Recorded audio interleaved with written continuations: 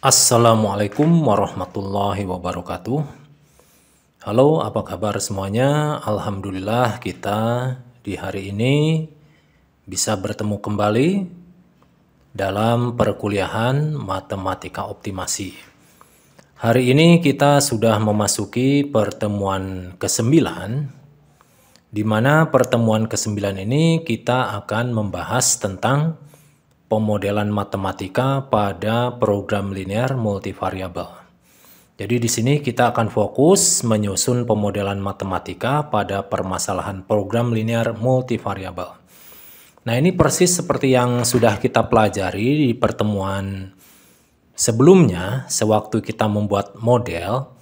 Kalau perbedaannya, kalau yang waktu itu kita membuat model pada program linear dua variabel yang bisa diselesaikan melalui metode grafis. Nah, untuk kali ini kita akan pelajari pemodelan matematika pada multivariabel. Jadi memungkinkan lebih dari dua variabel.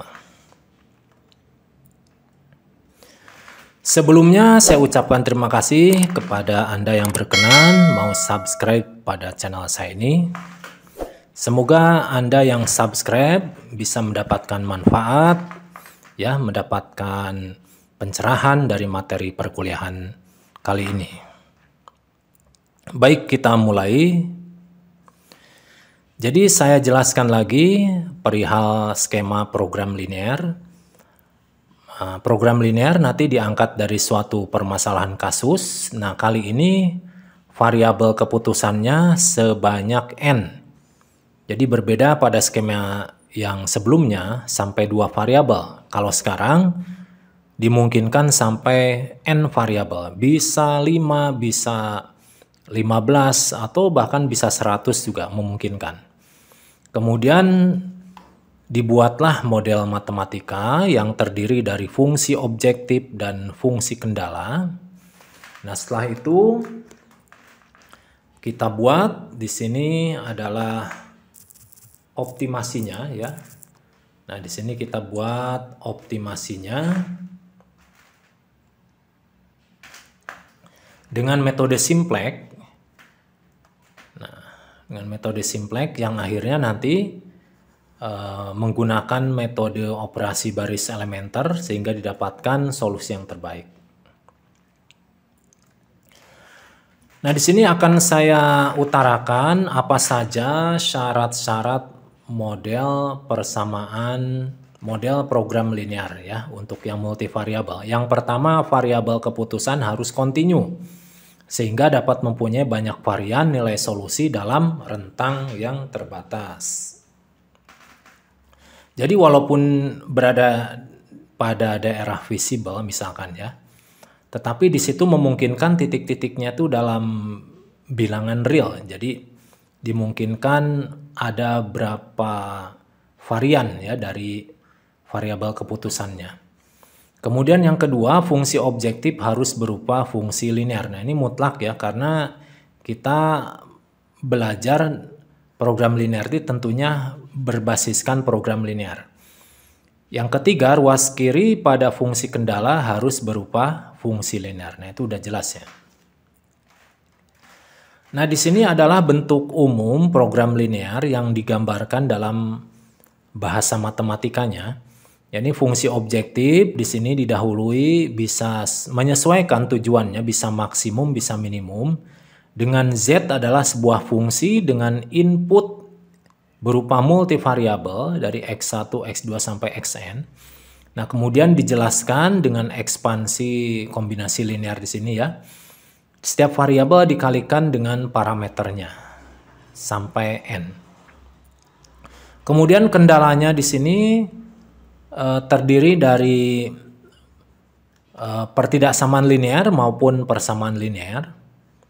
Dan di sini syaratnya itu adalah xj-nya, j-nya dari 1 sampai n itu harus non negatif. Nah, di sini akan kita jelaskan beberapa rincian dari model ini. Yang pertama, variabel keputusannya itu dinyatakan sebagai x1, x2, x3 sampai xn. Kemudian parameternya itu C1, C2, C3 sampai Cn. ini parameternya ini jumlahnya sama dengan jumlah variabel keputusan. Nah, parameter nanti dikalikan dengan tiap variabel keputusannya itu terjadi pada pembentukan fungsi objektif. Nah, kemudian yang ketiga, aktivitas sumber daya tiap unit itu dinyatakan AIJ dengan J itu adalah dinyatakan 1, 2, 3 sampai N ya, sebanyak menyatakan jumlah variabel. Sedangkan I-nya 1, 2, 3 sampai M menyatakan jumlah pembatas. Nah, maksudnya jumlah pertidaksamaannya ya. Kemudian pembatas sendiri dinyatakan sebagai konstanta yang ada di ruas kanan dari setiap fungsi kendala, yaitu pembatas 1 dinyatakan dengan B1, pembatas 2 dinyatakan dengan B2, sampai pembatas ke M dinyatakan dengan BM. Kemudian sebagai syarat mutlak ini harus non-negatif ya setiap variabel keputusannya. Ini sebanyak N. Nah, ini adalah elemen penting yang dijadikan syarat pada permasalahan program linear di multivariabel ini. Nah, kemudian untuk membuat model tentunya kita dibantu oleh tabel ya. Tabel umum program linear multivariabel. Di sini sama ya, komposisinya, komponennya sama di ruas di kolom paling kiri ini menyatakan jenis sumber daya. Sumber daya 1, sumber daya 2, sumber daya 3 sampai sumber daya M. Nah, jumlah sumber daya ini nanti akan sama dengan jumlah pembatas atau kendala. Kemudian di sini jumlah variabel keputusannya X1, X2, X3 sampai Xn. Nah, di sini di kolom paling kanan ini menyatakan batas dari setiap sumber daya. Sumber daya 1 batasnya B1. Sumber daya 2 batasnya B2. Demikian sampai sumber daya M batasnya BM. Nah, bilangan-bilangan yang ada di tengah tabel ini A11 ini adalah merupakan aktivitas sumber daya pada tiap variabel keputusan. Ya, seperti itu. A12 juga menyatakan aktivitas sumber daya 1 pada variabel keputusan yang kedua. Nah, begitu seterusnya ya. Kemudian yang paling bawah ini itu adalah fungsi objektif atau fungsi tujuan dinyatakan dengan Z. Nanti tiap variabel ini mempunyai parameter ya. Kalau setiap tujuan pasti ada parameternya. Nah, di sini banyaknya parameter sesuai dengan banyaknya variabel keputusan. Nah, ini ya, sebelum membuat model, hendaknya dibuat tabel dulu supaya lebih modelnya lebih lebih tepat gitu. Kemudian kita akan bahas tentang tahapan pemodelan pada program linear. Yang pertama kita harus memahami persoalannya terlebih dahulu. Nah, pada program linear terdapat varian problem yang memiliki karakteristiknya masing-masing, sehingga dengan mudah dipahami inti permasalahannya, serta dapat ditentukan penyelesaiannya. Contoh ya, problem pada program linear, misalkan pada diet problem ya, permasalahan diet, kemudian produksi atau manufaktur, kemudian finance ya, keuangan, kemudian pada bidang transportasi, pada bidang blending, pencampuran, dan sebagainya, masih banyak lagi ya. Namun yang umum ini pada yang telah saya sebutkan tadi ya. Kemudian yang kedua adalah kita harus bisa mengidentifikasi dan mengidentifikasi variabel keputusan ini double ya. Mengidentifikasi dan mendefinisikan variabel keputusan. Nah, jadi mengidentifikasi dan menentukan variabel keputusan dari suatu permasalahan tentunya. Jadi tentukan setiap variabel secara lengkap dan tepat, termasuk semua satuan ukuran perlu dinyatakan secara jelas. Misalnya unit per hari, ton per jam, butir per bulan, dan lain-lain.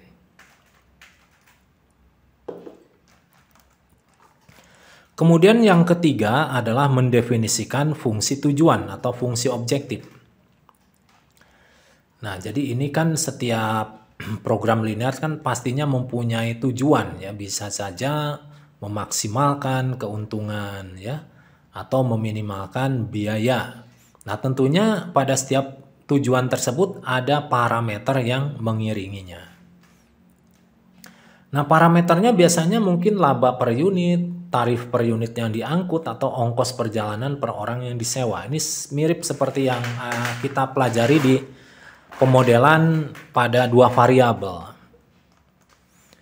Kemudian yang terakhir, mengidentifikasi secara matematis beberapa kendala yang sesuai dengan permasalahan. Nah, ini kan jelas sekali, program linear itu selalu di ciri khasnya tuh dia punya kendala ya. Kendalanya itu setiap kegiatan ekonomi atau kegiatan industri pasti punya kendala ya. Contohnya ya, kapasitas tempat dari tempat kita berproduksi atau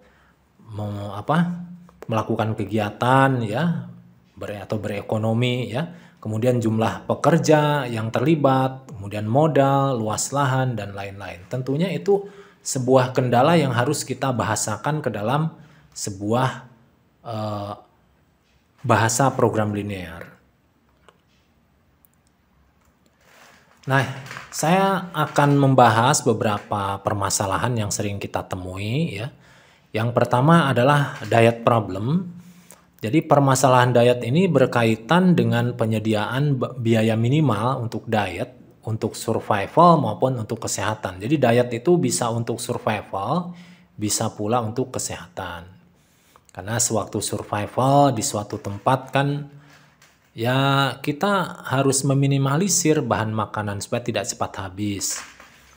Nah, umumnya permasalahan ini bagaimana menggabungkan beberapa jenis makanan sehat yang sudah terkandung ya beberapa jenis nutrisi yang dibutuhkan tubuh.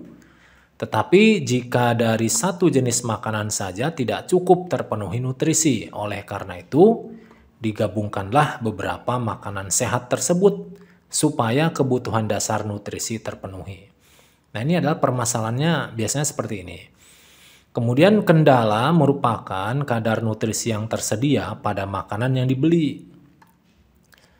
Jadi itu sudah dipaten oleh pabriknya ya. Kemudian kadar nutrisi ini tidak dapat dikontrol oleh dietitian karena sudah ditetapkan oleh pabrik makanan tersebut. Nah, ini kendalanya ya tipenya seperti ini. Kemudian tujuan dari permasalahan diet ini adalah membeli beberapa jenis makanan dengan biaya semurah mungkin. Nah, ini permasalahan, kendala, dan tujuan ini sudah mempunyai karakteristiknya ya. Kemudian permasalahan diet ini tidak hanya diterapkan pada manusia, ada beberapa permasalahan yang ekivalen atau yang mirip ya.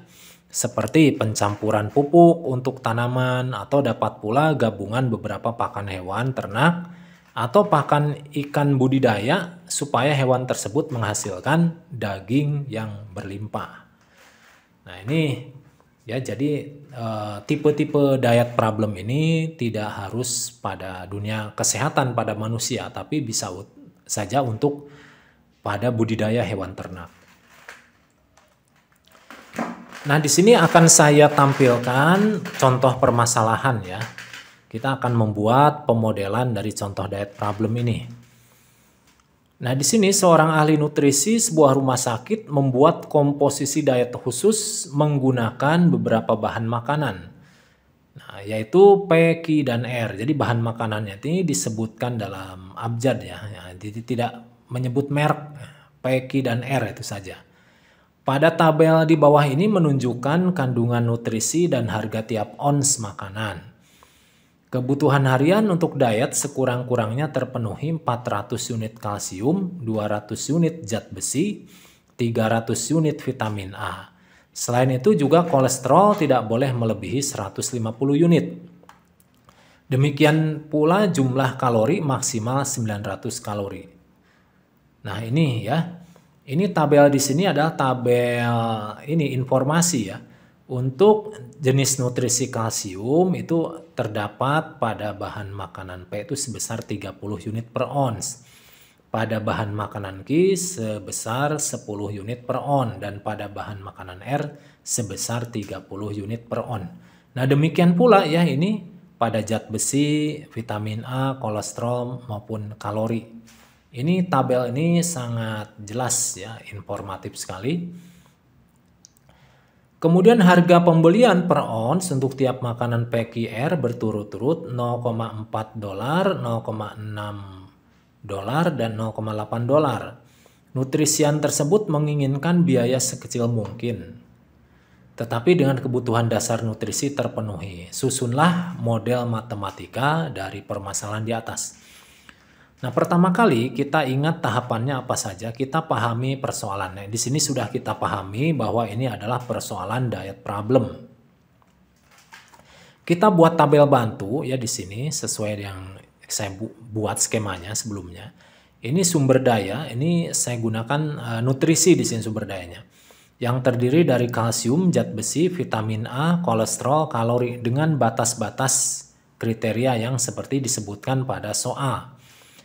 Kalsium itu batas kebutuhan minimal itu 400 unit. Zat besi itu batasnya minimal 200 unit.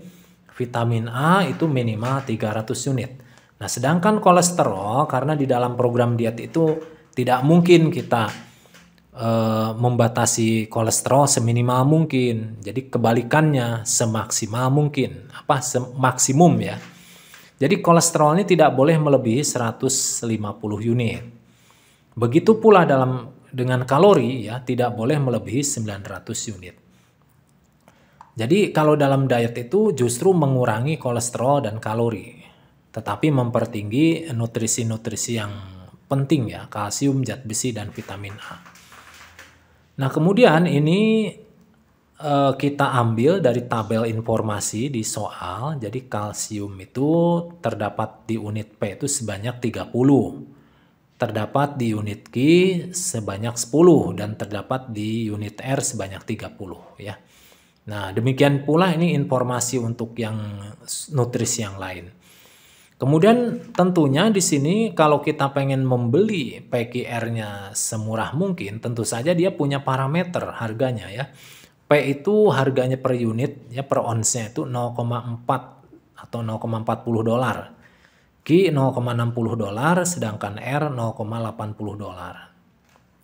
Nah, baik, setelah kita susun tabel bantunya ini, pertama kali kita bentuk variabel keputusannya, yaitu X1, X2, X3. Karena yang kita kendalikan itu banyaknya unit P, Q, dan R.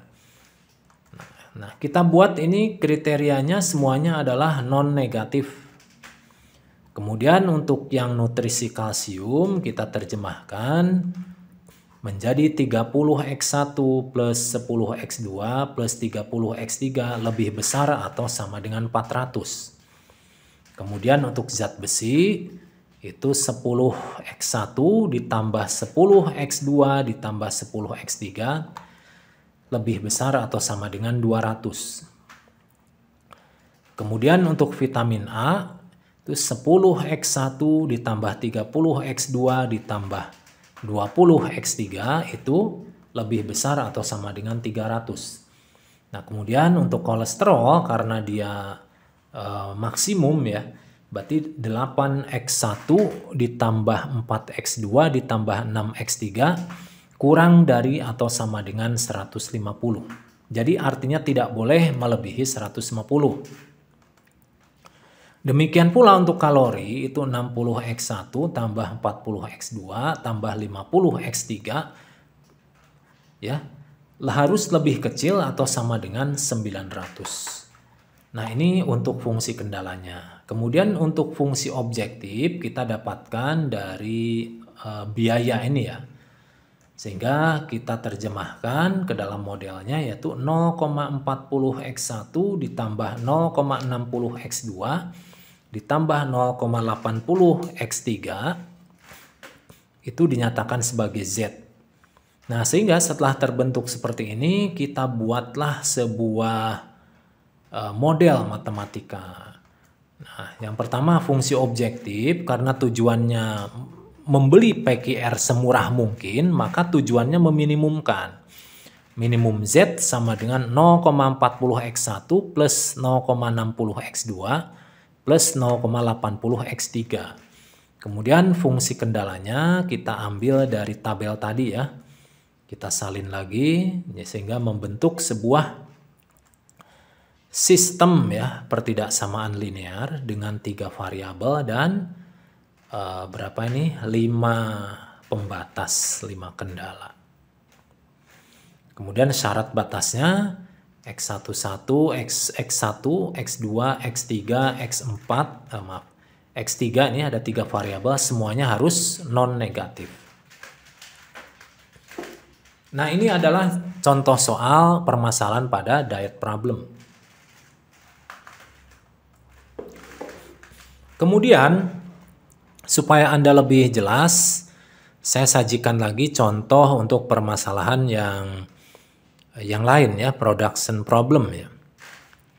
Jadi di sini ciri khas permasalahannya adalah berkaitan dengan menjalankan sistem produksi. Hal ini banyak terjadi di sektor industri manufaktur. Umumnya, permasalahan ini bagaimana memproduksi beberapa produk dengan melibatkan faktor-faktor produksi yang mendukungnya. Ya, Anda pastinya tahu ya faktor-faktor produksi itu apa saja ya. Kemudian, kendala pada masalah ini merupakan sumber daya yang terkait pada dunia industri, seperti modal produksi, bahan baku, tenaga kerja, waktu pemrosesan, jam kerja, kapasitas mesin produksi, dan lain-lain ya. Kemudian tujuan dari permasalahan ini adalah memproduksi beberapa produk dengan komposisi yang optimal untuk memperoleh keuntungan maksimal. Atau dapat pula bertujuan menekan biaya produksi yang serendah-rendahnya. Jadi di dalam problem produksi ini ya udah diutarakan permasalahannya seperti apa karakteristiknya, kemudian kendalanya, nah seperti apa biasanya yang berkaitan dengan di dunia industri. Kemudian tujuannya ini bisa memaksimalkan keuntungan atau meminimalkan biaya pengeluaran atau biaya produksi. Nah, di sini ada contoh permasalahan yang akan kita buat modelnya. Saya bacakan dulu. Di sini sebuah perusahaan memproduksi 4 varian dari produk yang sama. Dan pada bagian akhir dari proses manufaktur terdapat operasi perakitan, pemolesan, dan pengepakan. Ya, jadi ada 3 operasi, perakitan, pemolesan, dan pengepakan. Untuk setiap varian waktu yang diperlukan untuk operasi ini ditunjukkan di bawah ini ya, di dalam menit ini.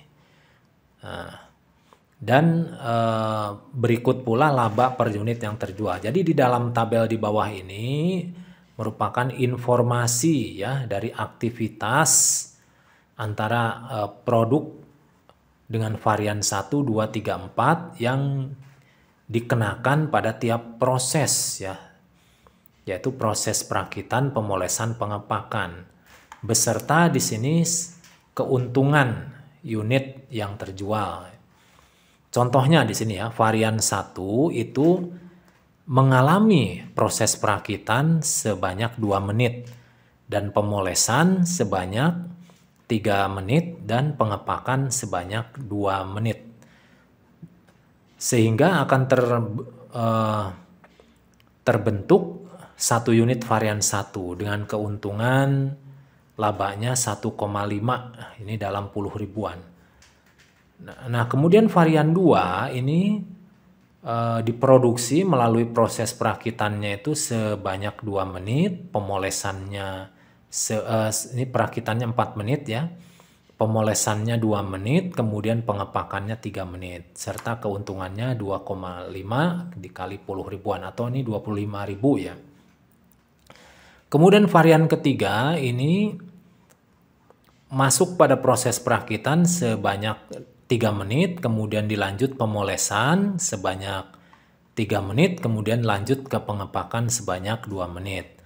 Kemudian untuk varian 4 itu mengalami waktu pemrosesan di perakitan 7 menit, kemudian pemolesan 4 menit, dan pengepakan 5 menit.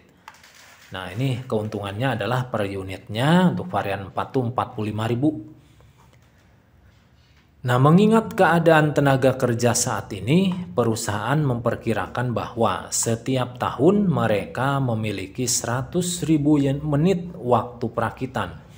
Ini dalam setahun ya. Kemudian 50.000 menit waktu pemolesan dan 60.000 menit waktu pengepakan yang tersedia. Berapa banyak dari setiap varian yang harus dibuat perusahaan per tahun dan berapa laba yang terkait? Nah, kita akan mencoba menyatakan ini ke dalam model matematika. Yang pertama kita harus pahami persoalannya ya. Tadi udah kita jelaskan karakteristik-karakteristik dari masing-masing persoalan. Nah, di sini karakteristiknya seperti persoalan produksi ya atau manufaktur. Nah, di sini kita coba dulu gunakan tabel bantu dengan di sini yang menjadi pembatas kriteria itu kita jadikan di sini sumber dayanya ya, itu adalah proses ya, proses kerja ya. Jadi ada 3 proses yaitu perakitan, pemolesan, pengepakan. Nah, tetapi ini yang diukur itu dalam proses ini waktunya ya, waktu pemrosesannya maksudnya. Nah, waktu pemrosesan untuk perakitan dulu dibatasi 100.000 dalam setahun. Kemudian pemolesan itu dibatasi 50.000 dalam setahun dan pengepakan itu 60.000 dalam setahun. Nah, angka-angka yang ada di sini yang di tengah ini itu merupakan diambil ya dari tabel informasi yang ada di soal tadi. Nah, misalkan gini. Untuk proses perakitan ini untuk varian 1 ya. Proses perakitan itu pada varian 1 itu sebanyak 2 menit, pada varian 2 4 menit, pada varian 3 3 menit dan varian 4 7 menit. Nah, seperti itu ya. Nah, baik, kemudian kita coba terjemahkan dari tabel ini ke dalam bahasa matematikanya gitu ya.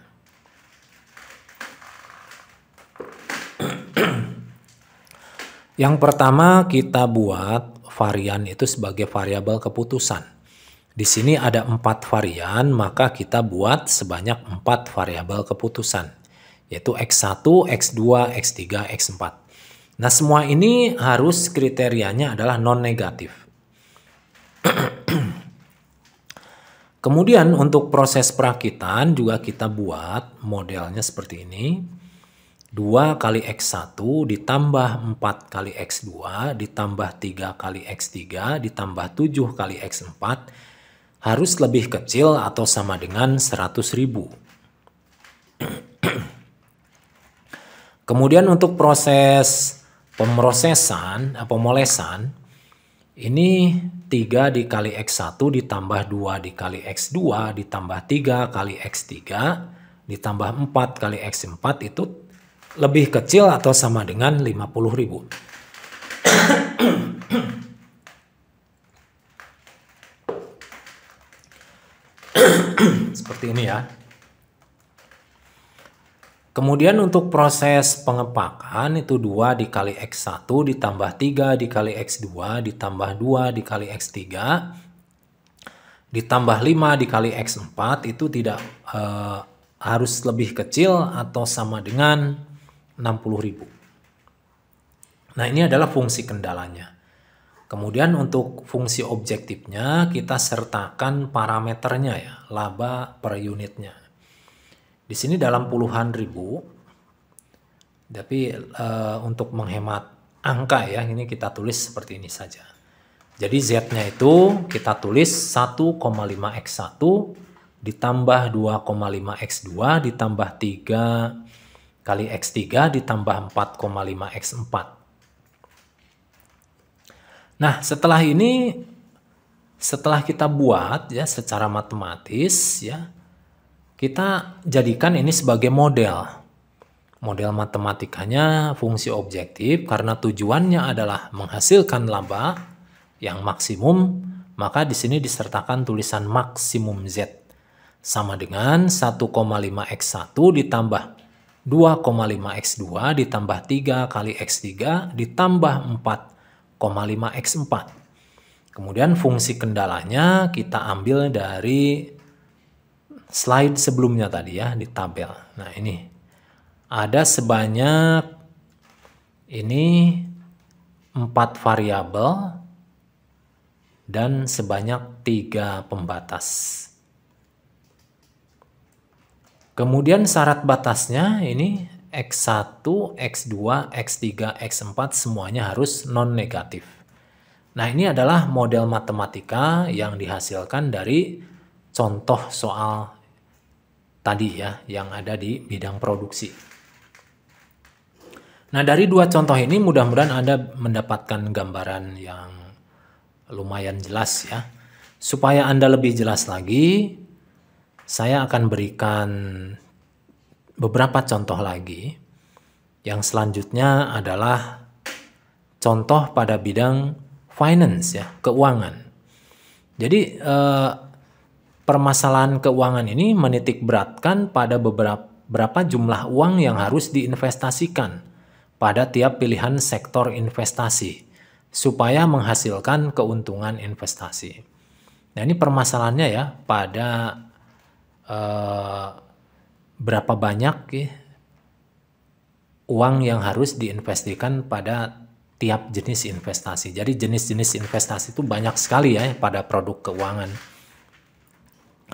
Kemudian kendala pada masalah ini biasanya tingkat suku bunga, kebijakan makro dari pemerintah, nilai mata uang, jangka waktu pengembalian dan sebagainya. Jadi berhubungan dengan keuangan tentunya ya ini.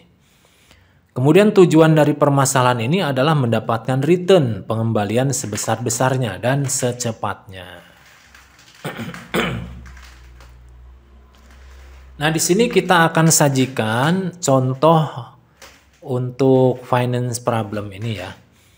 Ini sebuah bank menawarkan 4 jenis pinjaman kepada nasabah dan pinjaman ini menghasilkan tingkat bunga tahunan berikut pada bank. Yang pertama, hipotek pertama itu 14%. Kemudian hipotek kedua itu 20%. Kemudian yang ketiga home improvement itu 20%. Yang keempat personal overdraft itu 10%. Jadi ini adalah jenis-jenis investasinya ya. Kemudian pihak bank hanya dapat memberikan pinjaman maksimum 250 juta dolar dan dibatasi oleh beberapa kebijakan berikut. Yang pertama, hipotek pertama paling sedikit 55% dari total hipotek yang diterbitkan dan paling sedikit 25% dari total pinjaman. Yang kedua, hipotek kedua tidak boleh melebihi 25% dari total pinjaman. Kemudian yang ketiga, untuk meraih simpati publik, tingkat suku bunga total pinjaman itu tidak boleh melebihi 15%. Nah, yang pertama kali kita sebelum membuat model matematikanya, kita rumuskan beberapa hal. Jadi di sini variabel keputusannya adalah banyaknya uang yang dipinjamkan pada keempat produk pinjaman.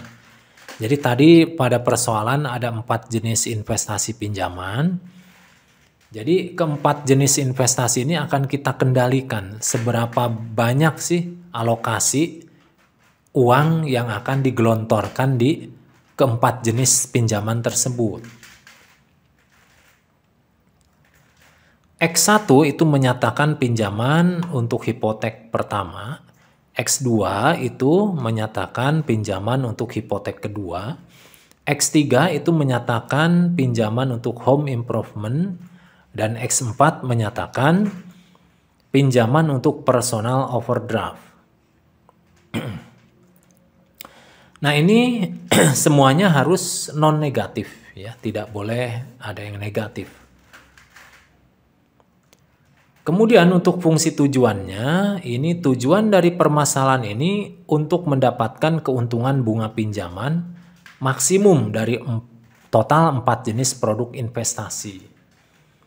Jadi kita tuliskan seperti ini ya, karena tujuannya mendapatkan bunga pinjaman yang maksimum, kita tulis maksimum Z.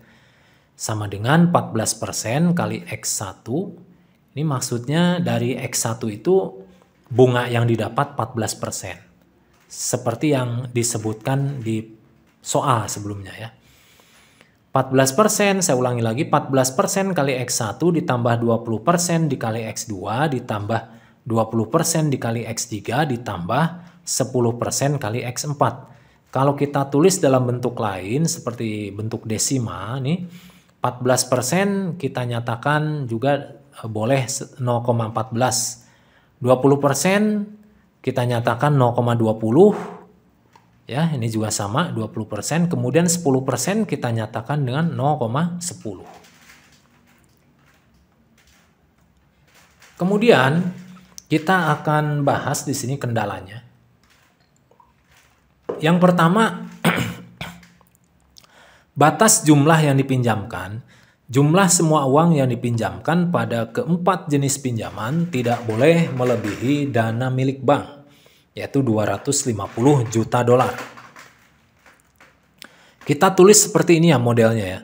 X1 ditambah X2 ditambah X3 ditambah X4 lebih kecil atau sama dengan 250.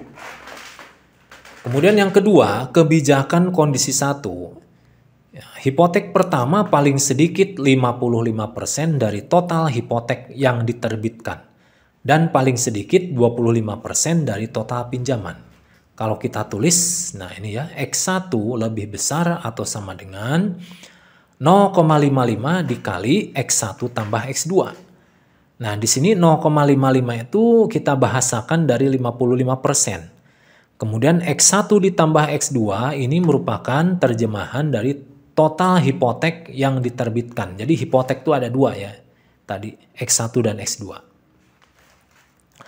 Nah, kemudian yang kedua, X1 lebih besar dari 0,25 dikali X1 tambah X2 tambah X3 tambah X4.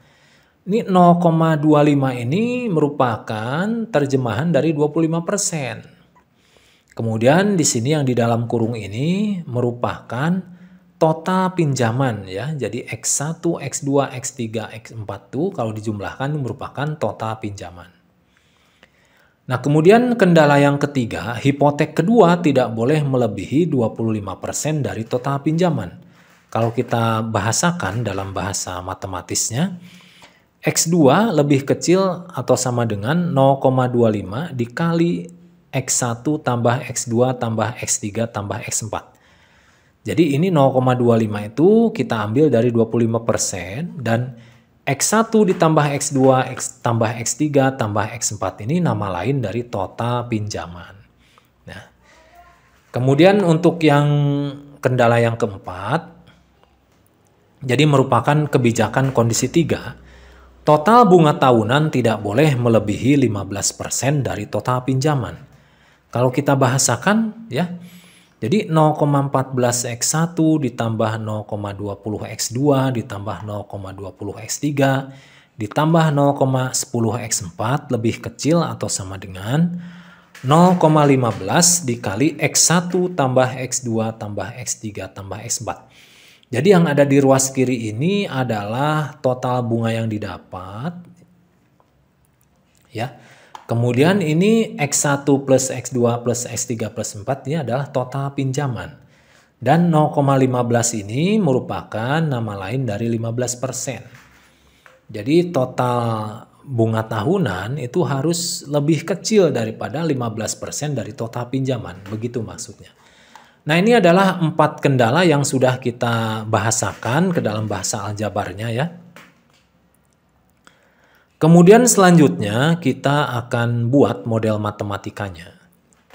Yang pertama fungsi objektifnya yaitu maksimum Z sama dengan 0,14 X1 ditambah 0,20 X2 ditambah 0,20 X3 ditambah 0,10 X4.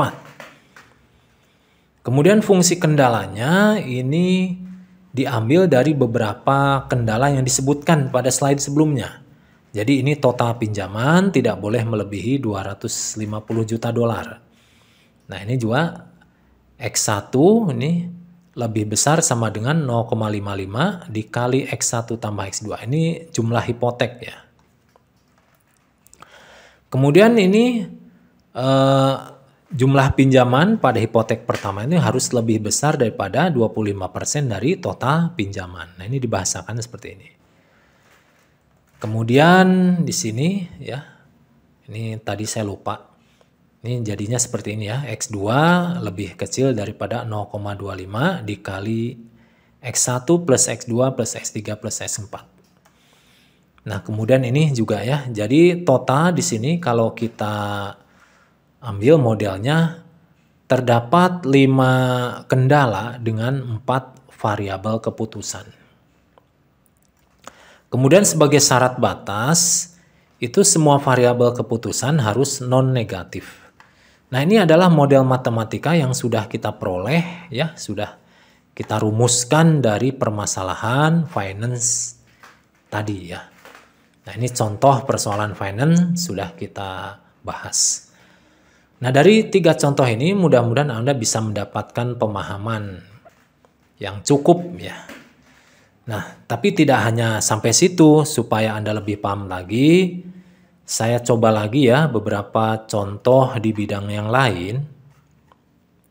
Tapi sebelumnya kita akan pahami dulu persoalan bidang lain tersebut.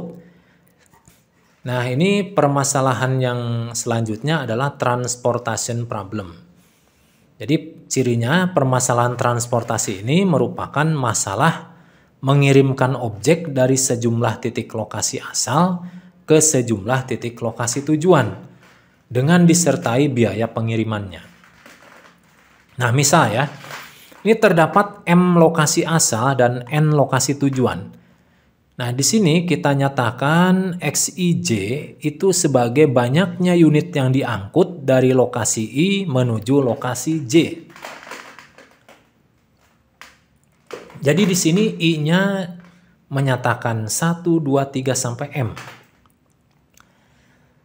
Jadi ini lokasi asal ya M itu. Sedangkan J itu dinyatakan dengan 1, 2, 3 sampai N. Ini menyatakan lokasi tujuan. Kendala pada masalah ini biasanya kapasitas armada angkut, kapasitas permintaan dari lokasi tujuan, dan kapasitas penyediaan dari lokasi asal. Nah, kita tulis seperti ini ya, sigma J dari 1 sampai N untuk XIJ itu lebih kecil atau sama dengan SI. I itu dinyatakan merupakan indeks yang menyatakan jumlah lokasi asal. Sedangkan SI itu adalah kapasitas penyediaan lokasi asal ke I. Nah, kemudian yang di bawahnya ini, sigma I dari 1 sampai M, XIJ lebih besar dari DJ. Nah, J ini menyatakan lokasi tujuan. Sedangkan DI ini menyatakan kapasitas permintaan lokasi tujuan ke J. Nah, kemudian tujuan dari permasalahan ini adalah mendapatkan biaya pengiriman yang minimal dengan terpenuhinya semua kendala. Nah, di sini kita lihat, kita beri tulisan minimum, artinya ini meminimalisir biaya pengiriman. Ini ada 2 sigma, karena di sini ada 2 indeks, yaitu I dan J. Nah, ini ditulis dalam 2 sigma ya, biasanya fungsi tujuan ditulis apa adanya gitu ya. Tapi ini untuk memperpendek, biasanya ini terdapat variabelnya banyak sekali. Jadi kalau ditulis apa adanya, tidak disingkat dalam bentuk notasi sigma ini, mungkin akan terlalu banyak penulisannya ya.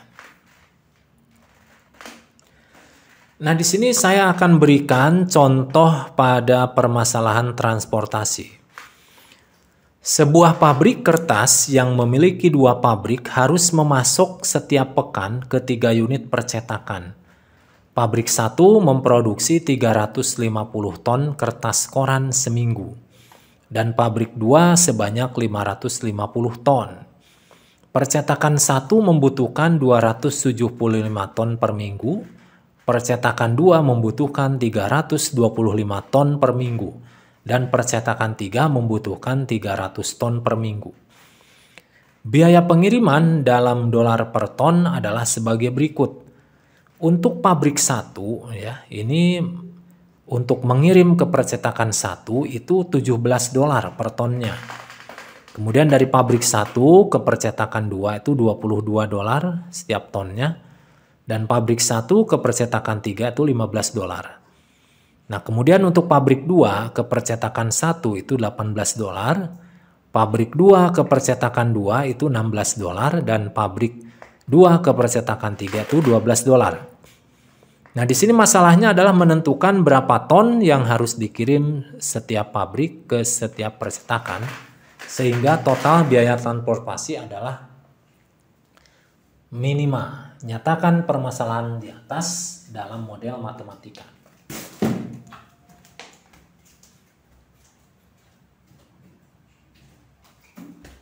Nah, baik, kita akan coba di sini ya.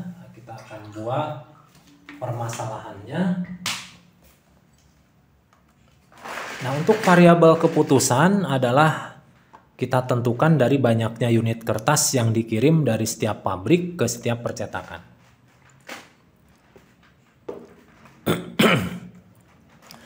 XIJ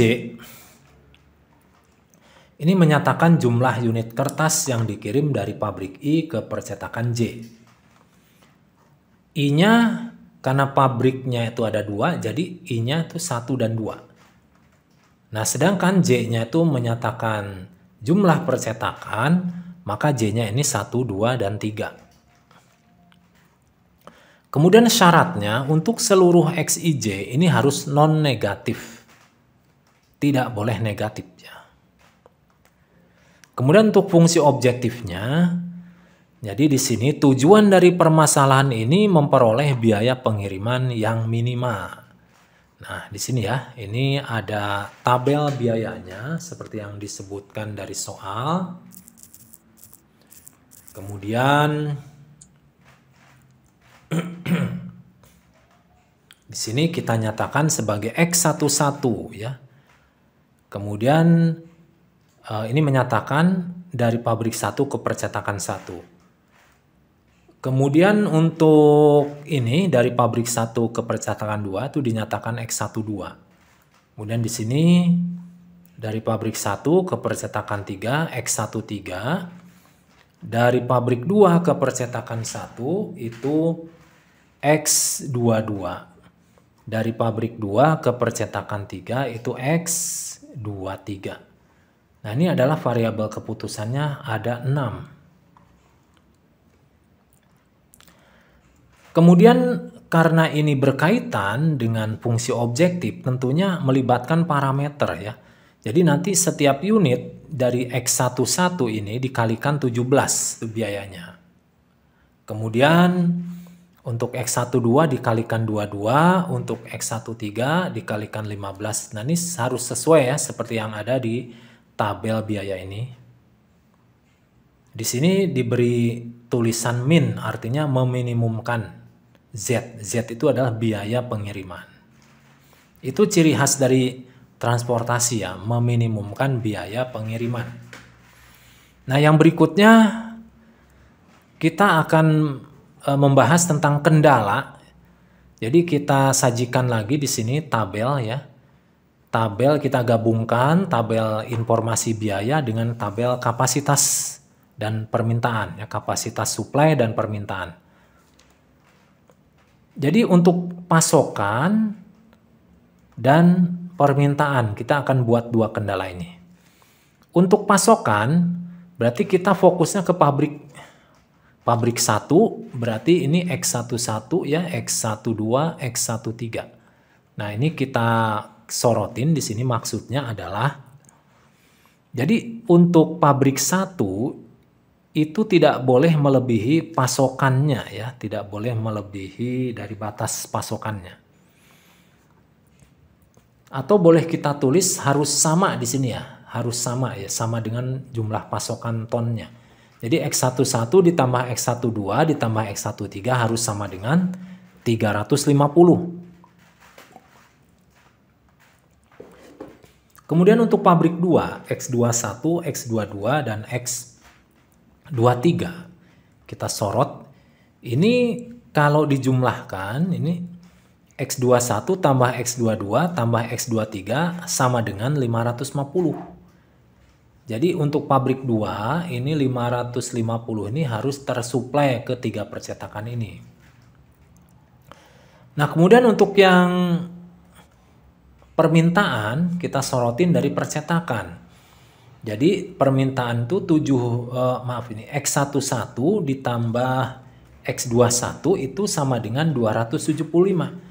Jadi percetakan 1 itu minta dari pabrik 1 sebanyak X11 dan minta dari pabrik 2 sebanyak X21 itu kalau dijumlahkan harus sama dengan jumlah yang diminta yaitu 275. Kemudian untuk yang percetakan 2 ini X12 ditambah X22 itu sama dengan 325. Dan untuk percetakan 3 ini X13 ditambah X23 harus sama dengan 300. Nah, ini adalah kendala-kendala. Jadi kendala itu untuk yang multivariabel tidak harus selalu pertidaksamaan. Bisa aja bentuknya persamaan. Nah, setelah kita buat variabel keputusan, objektif, dan kendala, maka kita bisa pindahkan ke dalam model matematika. Yang pertama ya, fungsi objektif itu minimum Z sama dengan 17 kali X11 ditambah 22 kali X12 ditambah 15 kali X13 ditambah 18 kali X21 tambah 16 kali X22 ditambah 12 kali X23. Nah, kemudian untuk fungsi kendala ini kita rumuskan lagi ya. X11 ditambah X12 tambah X13 sama dengan 350. Nah, X11 tambah X12 tambah X13 sama dengan 350. Oh, ini maaf ya, typo ya. Ini saya tertulis lagi harusnya X21, X22, X23. Kemudian X11 tambah X21 sama dengan 275. X12 tambah X22 sama dengan 325. Dan X13 tambah X23 sama dengan 300. Ini berarti terdapat 6 variabel. Ya, di sini terdapat pula 5 pembatas. Nah, untuk syarat batas seluruh variabel tersebut ya, sebanyak 6 itu semuanya harus non negatif. Nah, ini adalah model matematika yang sudah berhasil kita rumuskan dari model transportasi tadi.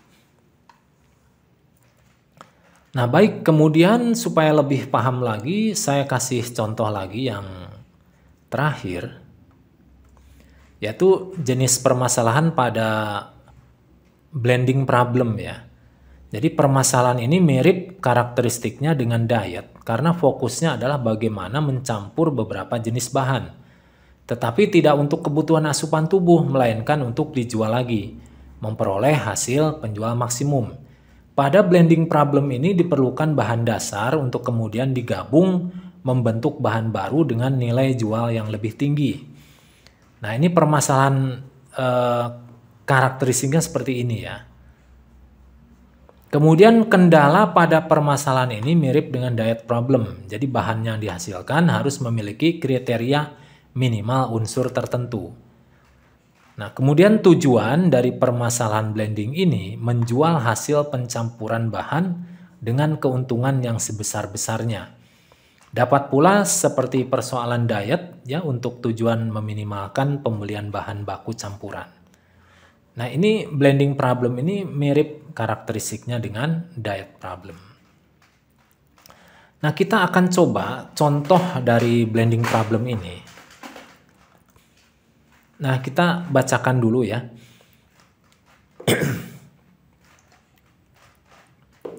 Suatu perusahaan kilang minyak menjual 2 jenis produknya ke SPBU, yaitu bensin reguler dan bensin premium maksudnya ya. Perusahaan membuat produk dengan menggunakan campuran 4 bahan bensin mentah dengan beberapa tambahan bahan kimia. Jadi untuk mencampurnya itu diperlukan bahan kimia, tapi bahan kimia ini diasumsikan tidak berpengaruh ya kepada campuran. Kemudian setiap bensin memiliki nilai oktan yang mencerminkan kandungan energinya. Pada tabel di samping tercantum nilai oktan, harga beli per barel, dan ketersediaan per hari. Tabel ini juga memberikan oktan minimum yang diperlukan untuk setiap bensin yang dihasilkan. Kemudian di tabel ini juga ada harga jual bersih per barel. Jadi asumsi di sini tidak ada biaya aditif. Dan permintaan harian untuk bensin pada harga itu. Nah, asumsinya di sini perusahaan itu dapat menjual habis semua gas yang dihasilkannya. Jadi di tabel ini komplit sekali ya. Ini ada bensin mentah sebanyak 4 jenis. Jenis 1 oktannya tuh sebesar 86. Harga pembeliannya itu $1.700 per barel. Dan stoknya ada 20.000 barel.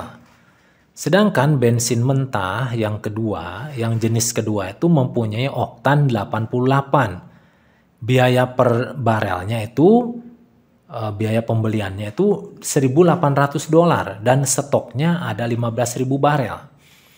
Kemudian bensin yang jenis ketiga, ini bensin mentah ya, itu oktannya 92. Dengan biaya per barelnya itu 2.050 ya. Dan stoknya ada 15.000. Kemudian bensin mentah yang keempat itu oktannya 96. Biaya per barelnya adalah 2.300 dan stoknya ada sebanyak 10.000. Ini pada sisi bensin mentah. Kemudian setelah diolah, dikilang itu akan menghasilkan 2 jenis bensin. Yang pertama ya dihasilkan bensin reguler dengan oktannya itu 89 dan harga jualnya $1.950 per barel. Nah, untuk memenuhi permintaan sebanyak 35.000. Kemudian bensin yang kedua itu jenisnya premium dan oktannya itu 93. Harga jualnya itu $2.200 per barelnya. Nah, kemudian ini untuk memenuhi permintaan harian yaitu 23.000 barel. Nah, dari sini kita akan coba ya pahami permasalahannya. Kita akan tentukan apa yang menjadi variabel keputusannya di sini. Yang menjadi variabel keputusan adalah banyaknya bensin mentah ya yang dibeli ya. Nah, jadi di sini ada variabel keputusannya begini. Jadi XIJ yang kita gunakan. Jadi XIJ itu menyatakan sebagai banyaknya bensin mentah ke I yang digunakan per hari untuk menghasilkan bensin jadi ke J. Jadi I-nya itu sesuai banyaknya varian bensin mentah yaitu 1, 2, 3, 4. Nah, sedangkan bensin yang jadi yang sudah dimasak itu dinyatakan dengan J. J itu ada 2 yaitu R dan P. R itu berasal dari reguler, P itu premium. Nah, saya beri contoh ya, X2P itu menyatakan banyaknya bensin mentah kedua untuk dicampur menjadi bensin premium. Jadi banyaknya bensin mentah ya dalam barel dari jenis kedua nanti yang akan dijadikan menjadi yang akan diolah supaya menjadi bensin jenis P atau premium. Itu ya contoh simbolnya. Nah, tentunya simbol yang lain misalkan X1R, X1P juga mungkin analoginya seperti itu. Kemudian untuk objektif, nah di sini tiap barel bensin mentah ke I yang dicampur sehingga menjadi bensin jadi ke J akan memberikan keuntungan yang dinyatakan dengan Z sama dengan sigma. Sigma itu jumlahannya. Jumlahan dari apa? Jumlahan dari profit mencampur dari bensin I menjadi bensin J dikali banyaknya barel bensin I menjadi bensin J. Nah, ini bukan X tapi kali ya. Nah, setelah dikalikan nanti dijumlahkan sehingga menjadi sebuah nilai objektif di sini. Di sini saya terjemahkan ya. Z itu 250 X1R ditambah 150 kali X2R dikurangi 100 kali X3R dikurangi 350 kali X4R ditambah 500 kali X1P ditambah 400 kali X2P ditambah 150 kali X3P dikurangi 100 kali X4P. Nah ini angka-angka 250 itu kan keuntungan. Keuntungan misalkan contoh ya, ini 250 ini menempel pada variabel X1R. Jadi untuk setiap bensin jenis I yang dijadikan bensin reguler itu keuntungannya punya selisih sebesar 250. Nah, kemudian kok ada yang minus seperti ini? Nah, untuk kasus minus ini berarti dia rugi. Ya rugi. Jadi contohnya gini. Nah, jadi untuk memasak ya banyaknya bensin jenis ketiga untuk dijadikan bensin reguler itu malah rugi $100. Kenapa? Karena dia cenderung kalau bensin itu oktannya semakin tinggi kan semakin mahal. Ya, contoh lah, Pertalite sama Pertamax. Kalau Pertalite kan 90 oktannya. Itu kan lebih murah daripada Pertamax yang oktannya 92. Nah, seperti itu contohnya.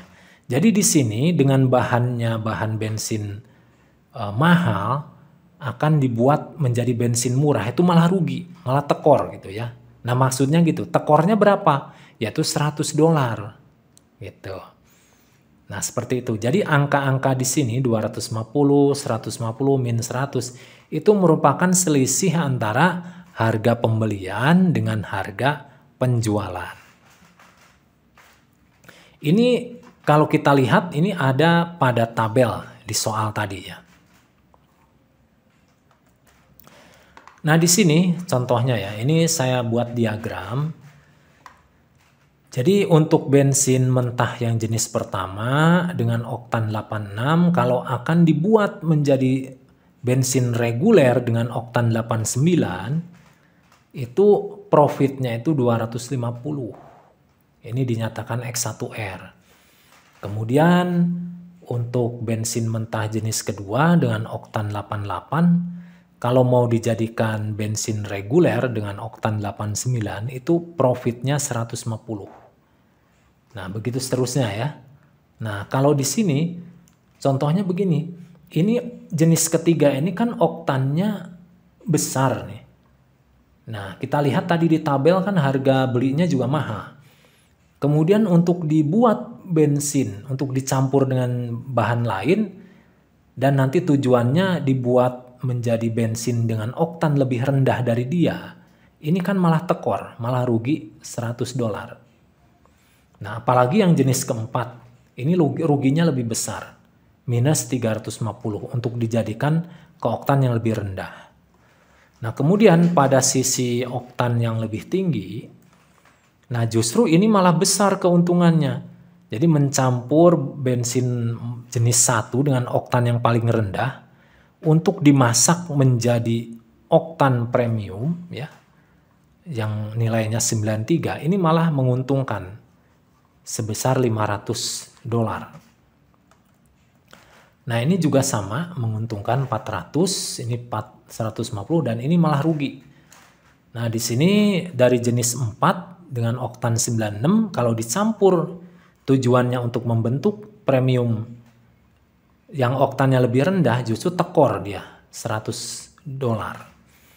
Nah, ini diagram yang bisa menjelaskan ya kenapa dia bisa untung dan bisa rugi. Kemudian dari sini kita akan buat ya kendalanya juga.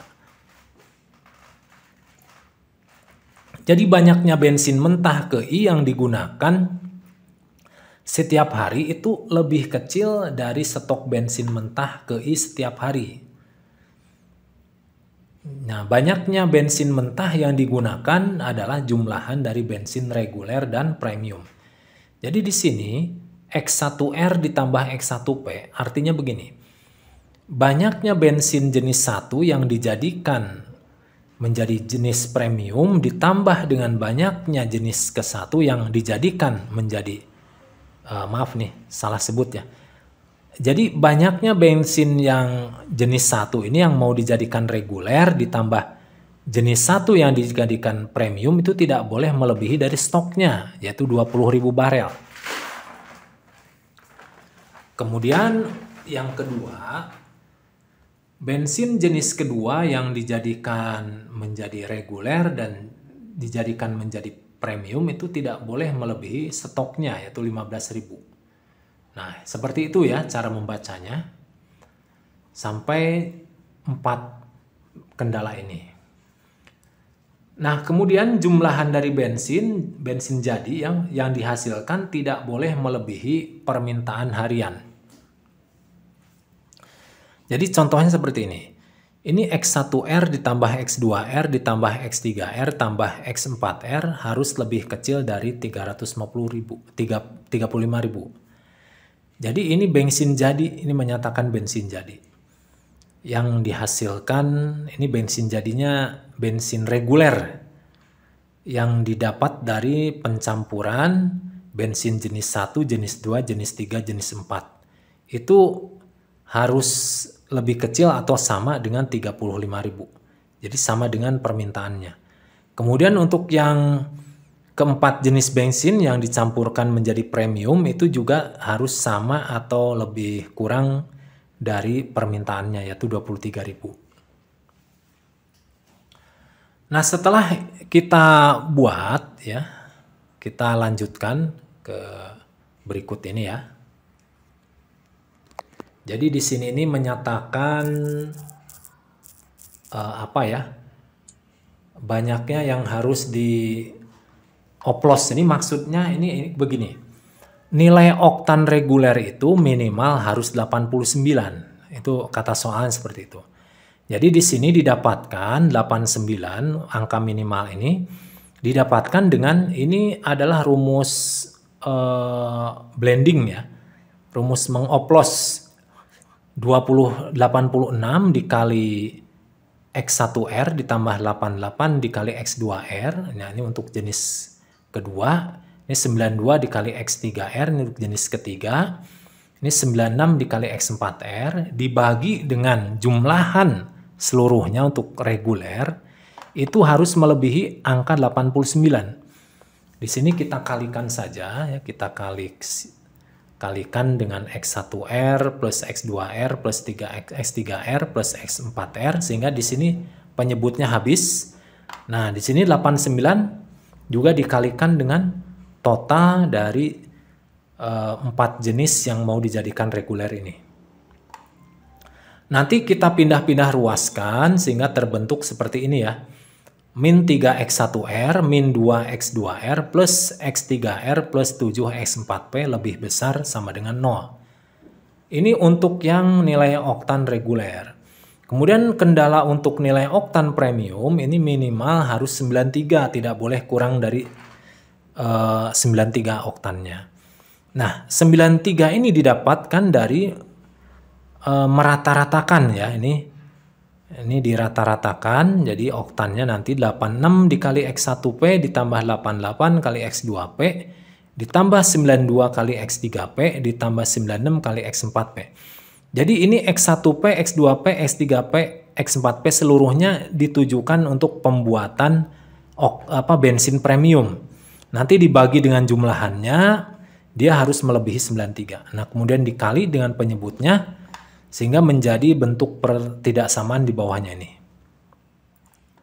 Ini adalah total dari bensin yang mau dijadikan ke premium. Nah, nanti setelah dipindah-pindah ruaskan akan menjadi bentuk kendala seperti di bawah ini. Min 7X1P, min 5X2P, min X3P plus 3 kali X4P harus lebih besar atau sama dengan 0. Nah, dari beberapa kendala yang sudah kita buat, kita sekarang bisa menyusun model matematikanya.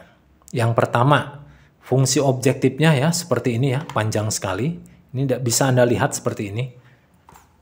Ini berarti ada berapa ini? Ada sebanyak 8 ya. Ada sebanyak 8 variabel keputusan dan disertai dengan beberapa parameternya. Nah, di sini tujuannya adalah memaksimumkan harga atau keuntungan dari bensin yang dihasilkan, yaitu bensin reguler dan premium. Kemudian fungsi kendalanya kita ambil dari permasalahan tadi yang begitu banyak tadi ya. Ini juga lumayan sangat rumit juga untuk permasalahan blending problem nih. Tapi memang demikian kenyataannya ya. Jadi di dunia industri ini memang lebih kompleks daripada soal-soal optimasi yang ada di buku. Ini fungsi kendalanya sudah kita dapatkan dari yang soal tadi. Kemudian kita tentukan syarat batasnya, ini semuanya ke-8 variabel ini harus non-negatif. Nah, ini tadi adalah model matematika yang sudah kita susun, sudah kita rumuskan dari permasalahan blending problem tadi ya. Nah, supaya Anda lebih paham, di sini saya ajak Anda untuk berlatih ya, supaya konsep-konsep yang sudah Anda pelajari ini bisa menempel dengan baik. Nah, di sini akan saya titipkan beberapa soal yang berlatih. Ini soal yang pertama. Bisa Anda baca di sini ya, dan Anda nanti buat model matematikanya ya, yang terdiri dari fungsi objektif dan fungsi kendala serta syarat batasnya. Kemudian soal yang kedua, nah seperti ini ya. Ini persoalan di bidang properti. Nanti juga sama Anda buat model matematikanya ya. Mulai dari variabel keputusannya apa, fungsi objektifnya bagaimana, fungsi kendalanya bagaimana, dan jangan lupa syarat batasnya. Nah, 2 soal itu saja, mudah-mudahan Anda lancar ya mengerjakan latihan soalnya. Itu dulu dari saya, semoga bermanfaat. Ya, wassalamualaikum warahmatullahi wabarakatuh. Terima kasih.